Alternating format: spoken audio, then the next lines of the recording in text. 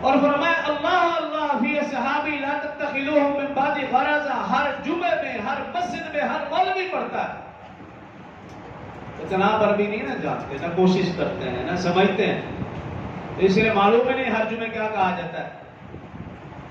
فرمایا اللہ اللہ فی صحابی لا تتخذوهم من بعد غرضا، کہ خبردار میرے اصحاب کے بارے میں اللہ سے ڈرتے رہنا، ان کو برا بھلا نہ کہنا۔ فمن احبهم فبحبی احبهم،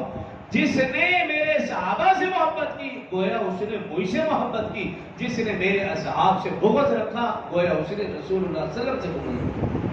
ہر جمعے میں یہ حدیث پڑھی جاتی ہے، خطبے میں پڑھی جاتی ہے، ہر مسجد میں پڑھی جاتی ہے۔ تو گویا اصحاب سے محبت یہ رسول اللہ صلی اللہ علیہ وسلم سے محبت ہے، اور نعوذ باللہ صحاب رسول سے بغض یہ حقیقت میں رسول اللہ صلی اللہ علیہ وسلم سے بغض ہے۔ اور پھر رسول اللہ صلی اللہ علیہ وسلم نے صحابہ اور اہل